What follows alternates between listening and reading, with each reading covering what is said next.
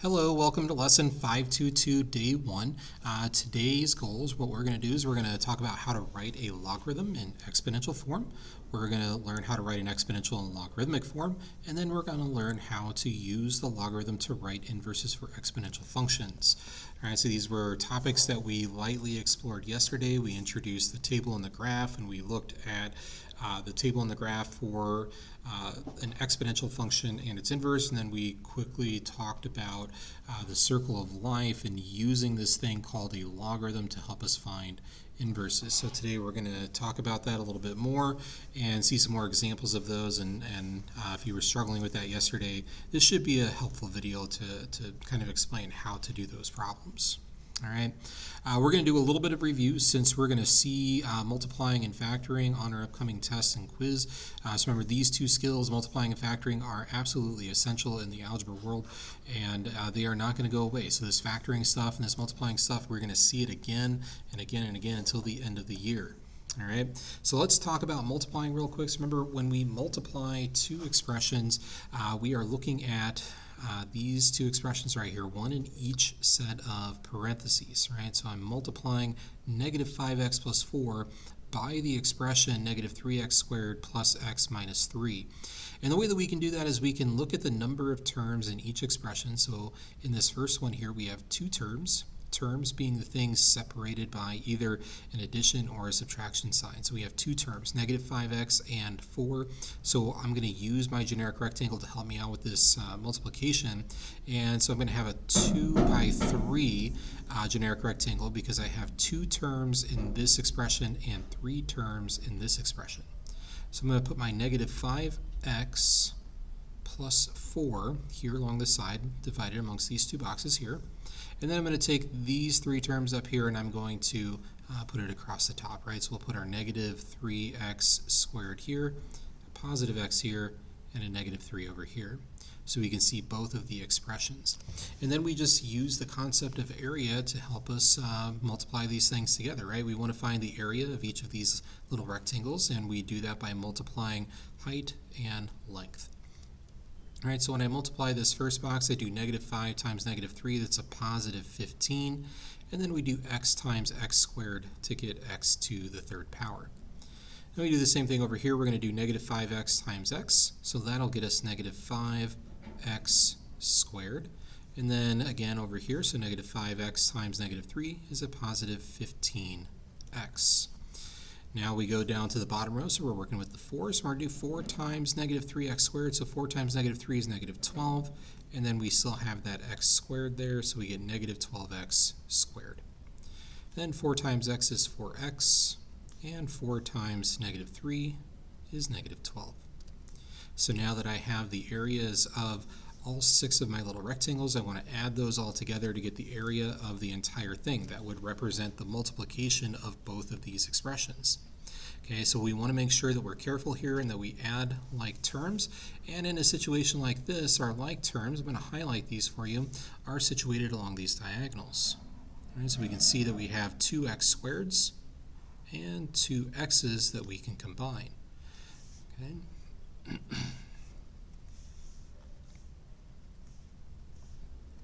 So let's go ahead and write this out. I've got a 15x cubed, which doesn't combine with anything else in the rectangle. So I'm going to say 15x cubed, and then I'm going to combine these two. So I've got negative 12 and a negative 5, which will combine to give me a negative 17x squared. And then I'm going to combine these two. It's a positive 4 and a positive 15, so that gives me a positive 19x, and then a minus 12 on the end. And that is my finished product. That is the multiplication of these two expressions. These are considered equivalent expressions. One is in factored form, one is in what we call its sum form. All right, so over here we're going to do a little bit of factoring, which we should be very familiar with. I know some of you guys have developed different methods for factoring over the course of the year. I use the box and diamond method, so I have my box already set up here. And remember, when we factor, we go from something that looks like this to something that looks like this with the two parentheses. So we're trying to figure out, when we talk about the factors, we're trying to figure out these two, what goes inside of these two parentheses here. That's what we call the factors. All right, so two-factor, we want to take this x squared term, put it in the upper left-hand corner of the box. We're going to take this -1 and we're going to put it down here in the bottom right-hand corner. And then we set up a diamond to help us figure out what these other two boxes are going to be. We know that these two boxes have to represent a positive 1x, so they have to add together to give us 1x. So I'm going to put 1x in the bottom because that's what we need to add to. And then the diagonals of this rectangle need to multiply to get the same thing. Right? So this diagonal and this diagonal have to multiply to get the same thing. So if I multiply the one that I have, I get -2x squared, and I know that the two numbers that go here will have to multiply to give me the same thing. So I'm looking for two numbers that multiply to -2 but add to give me a positive 1. Okay, so I'm going to say that is 2x and -1x. 2 times -1 is -2. 2 plus -1 is positive 1. So that's how I'm going to fill in these other two boxes.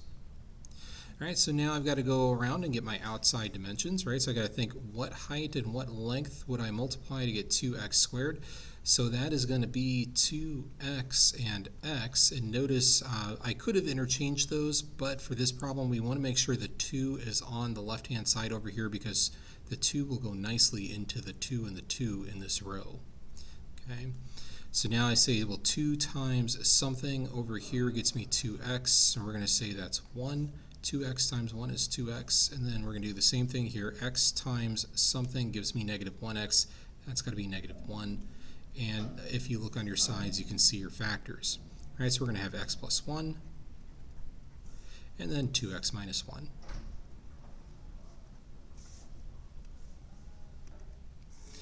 All right, so let's get back to our logarithm stuff real quick. So I put a little graphic of what we talked about yesterday with this circle of life thing and what a logarithmic form looks like and what an exponential form looks like. So if you recall, logarithm form had this log thing in there, and we recall that this number down here is what we call the base, right? And it represents the base of an exponent. And we find the exponent to be over here on the other side of the equal sign, right? So where this question mark is, that is the power that we're raising this number to. Right? And we kind of see that over here in its exponential form, right? So 2 to some power, question mark, whatever that is, must equal 128, right? So it's like we circle around and circle back. And I referred to this many times in the video yesterday as the circle of life. Right, so we can use this is what's called the definition of a logarithm. We can use this to rewrite different types of equations, logarithmic equations and exponential equations in different forms, and then we can determine which one is more useful for us to solve. All right, so let's take a look at one. There's no need to solve these ones. We're just going to practice rewriting these using that circle of life. All right, so I always like to just draw my circle of life first, right? So here's my base, right? We're going to swing around over here to the -1. And then we swing back to the 1/6. Right, so if I'm going to rewrite this in exponential form, right, so notice that they are asking us to rewrite this in exponential form. I'm going to start with my base. I'm going to raise it to this power, right? We swing around to the other side to get the power. So I'm going to say 6 to the -1 equals, and then we swing back around to what's inside the log. And notice there's some parentheses around these this time, right? Indicating what's inside the log. This is the same thing as an input, so that's why I say inside. Right? So 1/6 is inside the log. Right? And if I come over here to my calculator and I test this out, you'll see that 6 to the -1 is indeed 1/6. Right? So if I do 6 to the -1, right, we get this decimal, and I can convert it to a fraction. You see you get 1/6. All right? So we're going to do the same thing over here with this one, right? We're going to use our circle of life again. So I'm going to draw my arrow, right? So we're starting with the 9, swinging over to the x, and then swinging back to the 395. Right? So my base is 9.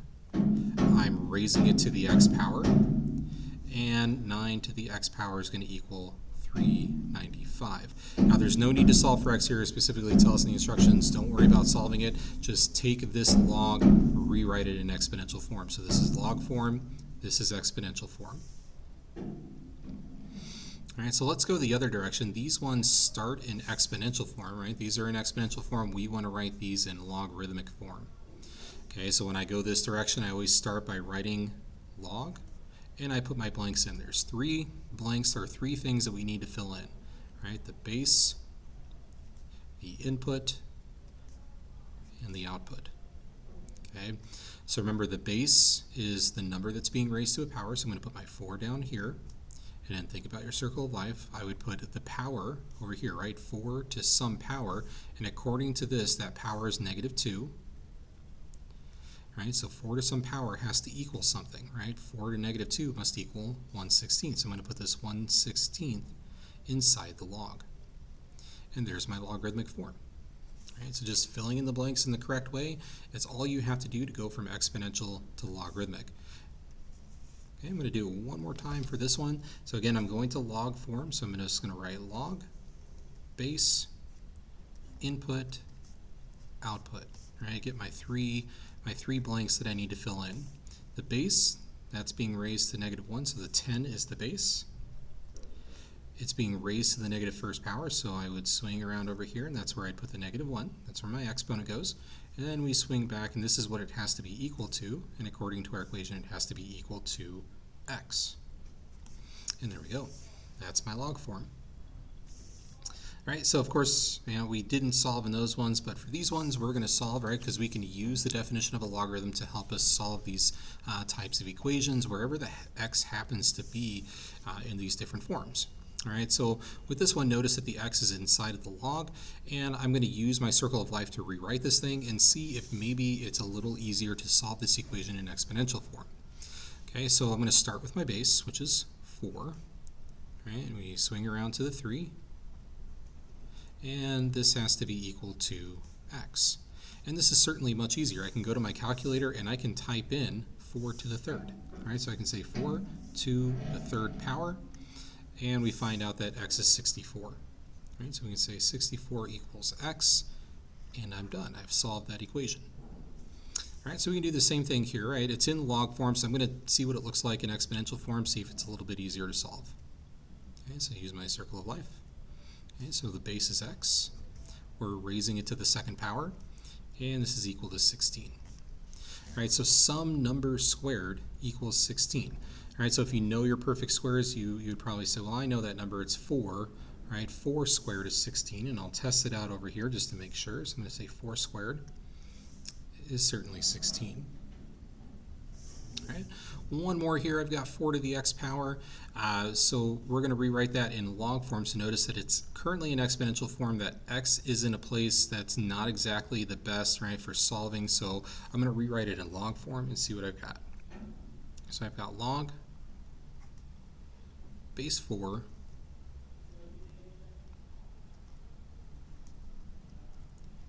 and this is going to equal x, and then we're going to say, well, this is 16,384. Oh gosh, I need some more room. That's a big number. So 16,384 equals x, right? So 4 to the x equals 16,384. Well, how do I do that? How do I, it's solved, x is by itself, and I have this thing over here, but how do I get from this to a number? Right, so you'll notice that there's a log button over here on the calculator. We don't want to use that one. Instead, I want you to go to the math menu, and I want you to go over to, and I want you to scroll down here, and you'll see something that says log base if you scroll down far enough. See where it says log base? That's the one that you want. So you want to hit enter, and you'll notice now it lets you enter in a log expression. So we're going to say log base 4, and then I'm going to come over here, I'm going to type in 16,384.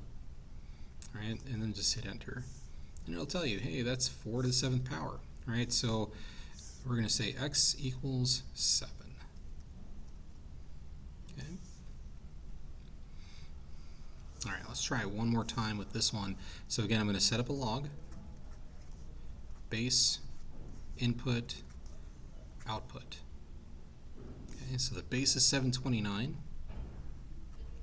The exponent is x, and it has to equal 3. All right, so 729 to some power must equal 3. So let's give it a try. I'm going to go to math, right? Hit that math button. We're going to scroll down until we see log base. Hit enter, and then type in your base, so 729, and then we're going to put a 3 in there. and hit enter. So you notice that I got a decimal there. I like fractions, so I'm going to say math. And you'll notice option 1 here says frac, so I'm just going to hit enter, enter one more time, and it'll convert it back into a fraction for you. So this is going to be x equals 1 over 6. All right, guys, that's it for today's video. Have a great day. Let me know if you got questions in the Zoom chat.